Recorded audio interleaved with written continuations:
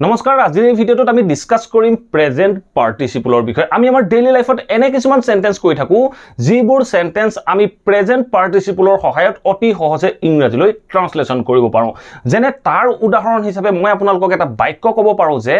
তেওঁ ভুকি থকা কুকুৰটোলৈ এটা হিলগুটি মাৰিছিল তেওঁ ভুকি থকা কুকুৰটোলৈ এটা হিলগুটি মাৰিছিল নেক্সট এটা এক্সাম্পল মই ক'ব পাৰো যে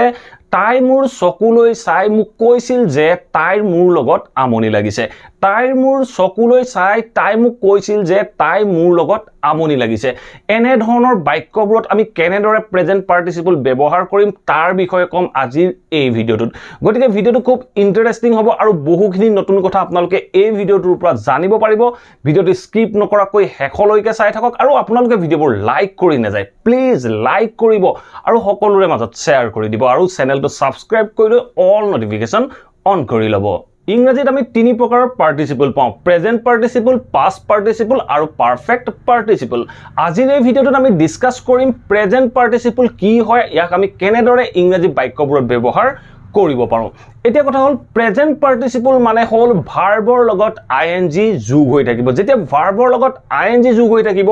আৰু সেই ভাৰ্বটোৱে যেতিয়া এডজেক্টিভৰ দৰে কাম কৰিব সেই ভাৰ্বটোৱে কোনো নাউন বা প্ৰনাউনৰ বিষয়ে বৰ্ণনা কৰিব তাক কোৱা হয় পাৰ্টিসিপল সো মই আৰম্ভণিতে এটা বাক্য কৈছিলো যে তেওঁ ভুকি থকা কুকুৰটোলৈ এটা হিলগুটি মাৰিছিল ভুকি থকা কুকুৰটোলৈ সো তেনেকুৱা ক্ষেত্ৰত আমি ভাৰ্বৰ কন্টিনিউয়াস ফৰ্ম ইউজ কৰিম আৰু সেই ভাৰ্বৰ কন্টিনিউয়াস ফৰ্মটোৱে নাউনটো বা প্ৰনাউনটোৰ বিষয়ে বৰ্ণনা কৰিব তাকে কোৱা হয় পাৰ্টিসিপল আৰু পাৰ্টিসিপল আমি সাবজেক্টৰ স্থানতো ব্যৱহাৰ কৰিব পাৰো বা অবজেক্টৰ স্থানতো ব্যৱহাৰ কৰিব পাৰো সো কেনেদৰে ব্যৱহাৰ কৰিম তাৰ বিষয়ে সকলোবোৰ কথা জানিবলৈ যাওঁতে আপোনালোকে এই এক্সাম্পল কেটা ভালদৰে চাব লাগিব প্ৰথমে আমি চাও অবজেক্টৰ স্থানত কেনেদৰে আমি পাৰ্টিসিপল ব্যৱহাৰ কৰিব পাৰো সো ফাৰ্স্ট এক্সাম্পলটো চাওক ফাৰ্স্ট এক্সাম্পলটো কি কৈছে she was standing তাই থিয় হৈ আছিল এটো past continuous was standing আছে she was standing near কাখত থিয় হৈ আছিল কোৰ কাখত থিয় হৈ আছিল near the burning house so বাক্যটো চাওক কি কৈছে she was standing near the burning house তাই জ্বলি থকা ঘৰটোৰ কাখত থিয় হৈ আছিল সো এই বাৰ্নিং টু ইয়াত আপোনালোকে যেটো বাৰ্নিং দেখিছে বাৰ্নিং হাউস এই বাৰ্নিং টু হল পাৰ্টিসিপল কি কাৰণে পাৰ্টিসিপল হল বাৰ্নিং হাউস জ্বলি থকা ঘৰ সো ঘৰটোৰ বিষয়ে বৰ্ণনা কৰিছে এই ঘৰটো হল এটা নাউন এই নাউনটোৰ বিষয়ে বৰ্ণনা কৰিছে ঘৰটো কি হৈ আছিল জ্বলি আছিল she was standing near the burning house জ্বলি থকা ঘৰটোৰ কাখত তাই থিয় হৈ আছিল সো তেনেকুৱা ক্ষেত্ৰত আমি বাৰ্নিং টুৰ দ্বাৰা ঘৰটোৰ বিষয়ে ঘৰটোৰ অৱস্থিতিৰ বিষয়ে বৰ্ণনা কৰিলো এটা সব নেক্সট সেন্টেন্সটো কি কৈছে I have seen মানে হল মই দেখিছিলো কি দেখিছিলো a working lady I have seen মই দেখিছিলো কি দেখিছিলো a working lady মানে হল এগৰাকী মহিলা working মানে কাম কৰা মহিলা মই এগৰাকী কাম কৰা মহিলা দেখিলো মই এগৰাকী কাম কৰা মহিলা দেখিলো বুলি কওঁতে আমি বাক্যটো কলো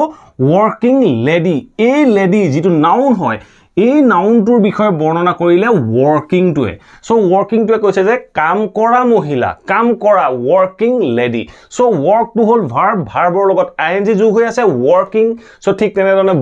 burning টু হল burn টু হল ভাৰ্ব বাৰ্ণৰ লগত যোগ হৈ আছে আইএনজি বাৰ্নিং হাউস working lady এনেদৰে আমি পাৰ্টিসিপল বাক্যবোৰত অবজেক্টৰ স্থানত ব্যৱহাৰ কৰো এটা সক নেক্সট এটা এক্সাম্পলটো কি কৈছে that was an interesting movie that was হেইখন আছিল কি আছিল that was an হেইখন এখন আছিল কি আছিল interesting movie interest to হল এটা ভাৰ্বৰ লগত আমি মুভিটোক এমফাসাইজ কৰিছো মুভিটোৰ বিষয়ে বৰ্ণনা কৰিছো মুভিখন কি মুভিখন ইন্টাৰেষ্টিং মানে মুভিখন আমোদজনক এই মুভিখনৰ বিষয়ে এমফাসাইজ কৰিলে এই ইন্টাৰেষ্টিং টুৱে সো আমাৰ বাক্যটো হল that movie was interesting মুভিখন ইন্টাৰেষ্টিং আছিল এই ইন্টাৰেষ্টিং টুৱে মুভিখনৰ বিষয়ে বৰ্ণনা কৰিলে ঠিক আছে নেক্সট সেন্টেন্সটো কি কৈছে he threw a stone তেওঁ এটা হিলগুটি দলিয়াইছিল কলৈ দলিয়াইছিল at the barking dog he threw a stone at the barking dog he ভুকি থকা কুকুৰটোলৈ এটা হিলগুটি দলিয়াইছিল হি থ্ৰিউ এ ষ্টন তেওঁ এটা হিলগুটি দলিয়াইছিল কলৈ দলিয়াইছিল ভুকি থকা কুকুৰটো এই কুকুৰটোৱে কি কৰি আছিল ভুকি আছিল কুকুৰটোৱে বাৰ্কিং কৰি আছিল সো বাৰ্কিংটো কি হল ভাৰ্ব বাৰ্কৰ লগত আমি আইএনজি লগালো বাৰ্কিং কৰিলো বাৰ্কিং ডগ ভুকি থকা কুকুৰটোৰ বিষয়ে বৰ্ণনা কৰিলে এই বাৰ্কিং ভাৰ্বটোৱে সো আমি বাক্যটো কলো he threw a stone at the barking dog ভুকি থকা কুকুৰটোলৈ তেওঁ এটা হিলগুটি দলিয়াইছিল এনেদৰে আমি অবজেক্টিভ স্থানত পাৰ্টিসিপল ব্যৱহাৰ কৰিব পাৰো এতিয়া আমি চাও সাবজেক্টিভ স্থানত কেনেদৰে আমি পাৰ্টিসিপল ব্যৱহাৰ কৰিব পাৰো সো কেইটামান এক্সাম্পল আছে এক্সাম্পল কেইটা আছে seeing his mother the baby started crying seeing his mother the baby started crying বাক্যতে কি কৈছে মাকক দেখি কেঁচুৱাটোৱে কান্দিবলৈ আৰম্ভ কৰিছিল মাকক দেখি কেঁচুৱাটোৱে কান্দিবলৈ আৰম্ভ কৰিছিল মানে মাকক দেখাৰ লগে লগে মাকক দেখি ইমিডিয়েট হি কান্দিবলৈ আৰম্ভ কৰিছিল সো তেনেকুৱা ক্ষেত্ৰত আমি পাৰ্টিসিপল ব্যৱহাৰ কৰিব পাৰো সো আমি কেনেদৰে বাক্যটো কম আমি কম যে seeing his mother তেতিয়া আমি এই বাক্যটো চাওক আমি seeing অৰ পৰা আৰম্ভ কৰিলো seeing his mother তাৰ মাকক দেখি মানে দেখাৰ লগে লগে কান্দিব ন এজন কেঁচুৱাই যেতিয়া নিজৰ মাকক দেখিব দেখাৰ লগে লগে কান্দিব সো তেতিয়া আমি বাক্যটো কম seeing his mother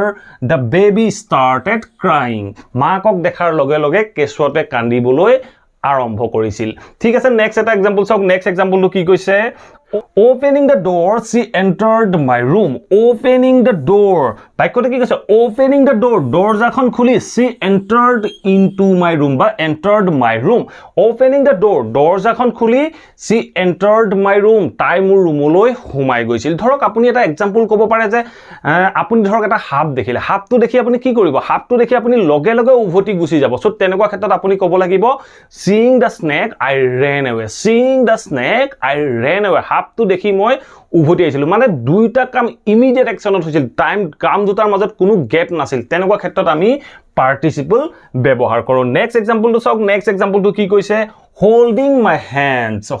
my hand মোৰ হাতখন ধৰি holding my hand মোৰ হাতখন ধৰি কি হল she told me the truth তাই মোৰ হাতখন ধৰি মোক সঁচা কথা কৈছিল মোৰ হাতখন ধৰিলে লগে লগে সঁচা কথা ক'বলৈ আৰম্ভ কৰিলে সো তেনেকুৱা ক্ষেত্ৰত কৈছো holding my hand মোৰ হাতখন ধৰি she told me the truth তাই মোক সঁচা কথাটো